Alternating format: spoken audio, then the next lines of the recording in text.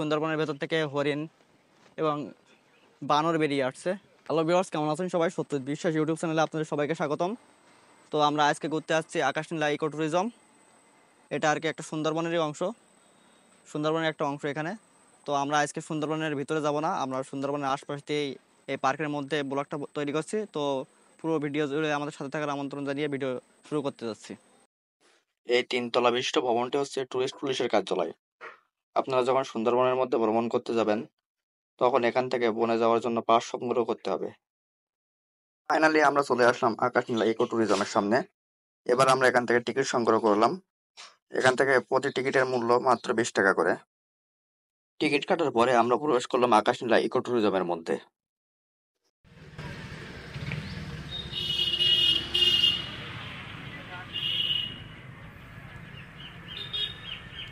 তো ভিউয়ার্স, আমরা ইতিমধ্যে আকাশনীলা ইকো ট্যুরিজমের মধ্যে প্রবেশ করছি।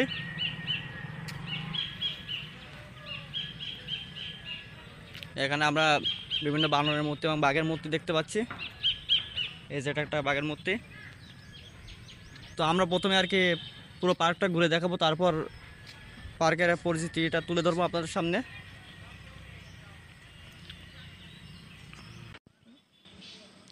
তো ভিউয়ার্স, আমরা এখন আব্দুল সামাদ ফিশ মিউজিয়ামের মধ্যে যাচ্ছি।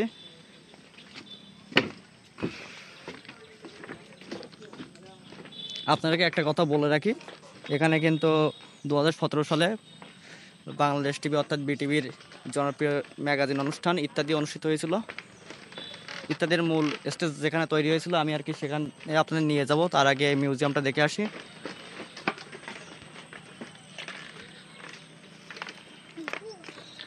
এই দেখেন, এখানে কিন্তু অনেকগুলো কেওড়া গাছ, গেওয়া গাছ রয়েছে। আসলে এটা সুন্দরবনেরই অংশ। আর সেই কেওড়া গাছ এবং গেওয়া গাছকে ঘিরে কিন্তু সুন্দর বসার ব্যবস্থা করা হয়েছে। এবার আমরা সেই আব্দুল সামাদ ফিশ মিউজিয়ামের দিকে যাচ্ছি।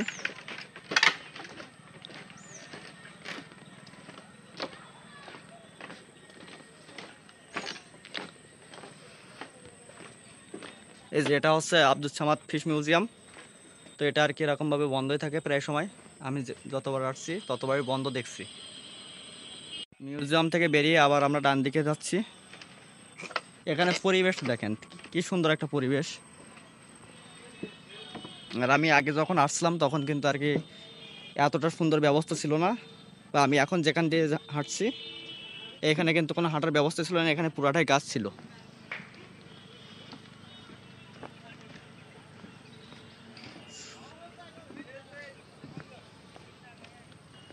এই যে এখানেও দেখেন একটা সুন্দর বসার জায়গা করা আছে।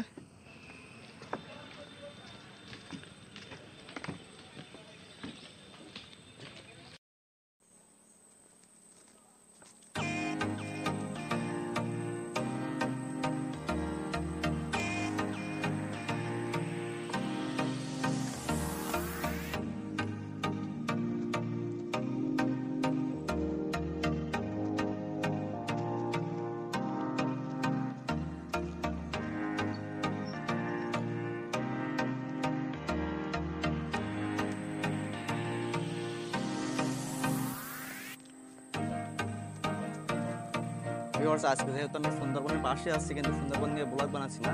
তবে এটা নিয়ে মন খারাপ করার কিছু নেই। সুন্দরবন নিয়ে একটি চিত্র অলরেডি আমার চ্যানেলে আপলোড করা আছে, আপনারা চাইলে দেখে আসতে পারেন। আমি লিঙ্ক ডেসক্রিপশন বক্সে দিয়ে দেবো।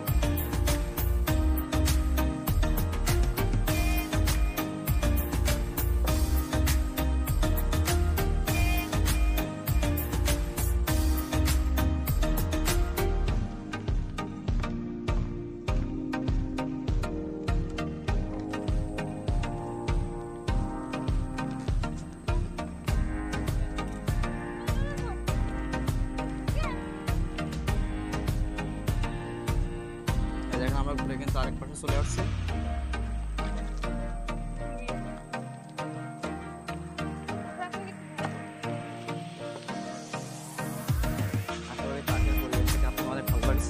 আর আপনারা কিন্তু এখান থেকে সুন্দরবনে ঘুরতে যেতে পারেন। সুন্দরবনের মধ্যে একটা পার্ক হচ্ছে কলাগাছ। কলাগাছ পার্কে আপনি এখান থেকে ঘুরতে পারেন। কলাগাছ এখানে এসে খাওয়া দাওয়া করেন।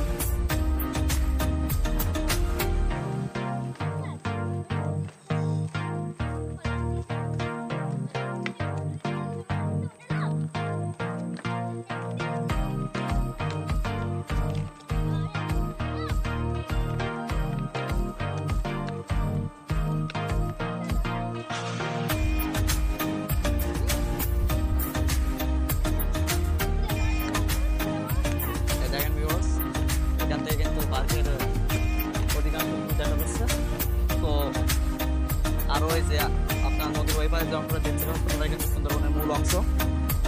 তো আমরা এখন আর কি ওদিকে এগিয়ে যাব।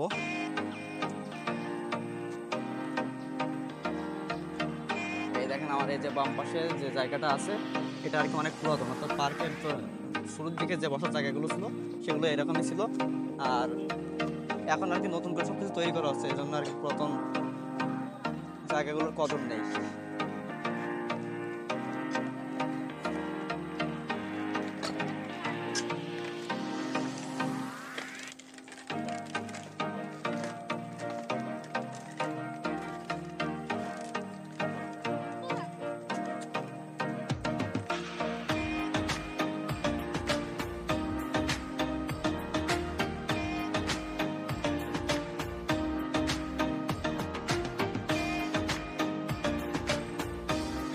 আর আমাদের এই ব্লগের সঙ্গী সাথী যারা ছিল তারা অনেক ক্লান্ত হয়ে গেছে, যার কারণে তারা এখন এখানে বসে একটু বিশ্রাম নিচ্ছে।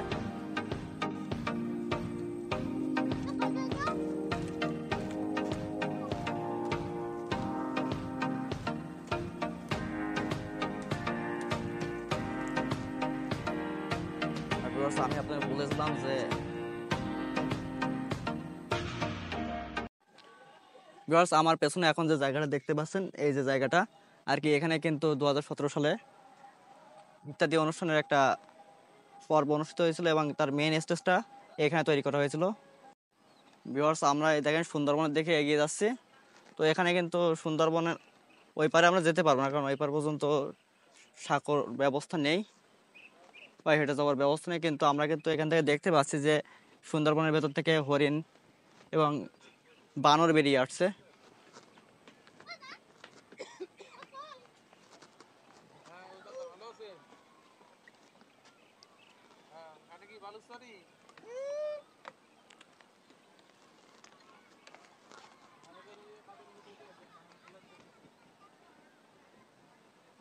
আপনারা অবশ্য দেখতে পারবেন না হরিণ এবং বাঘ, বাঘ অবশ্যই এখানে আসে না, তবে হরিণ এবং বানরের বাচ্চাগুলো এখান থেকে আপনারা দেখতে পাবেন না, কিন্তু আমি দেখতে পাচ্ছি।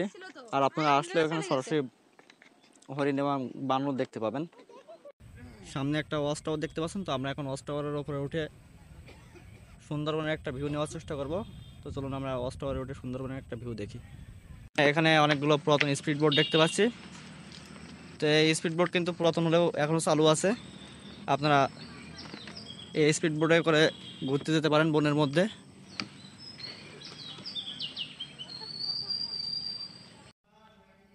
ভিউয়ার্স ওয়াচ টাওয়ারে ওঠার প্রবেশ পথটা এই মুহূর্তে তালা বন্ধ রয়েছে, তো আর কি সেজন্য আমরা ওয়াচ টাওয়ারে উঠে সুন্দরবনের ভিউটা দেখতে পাচ্ছি না।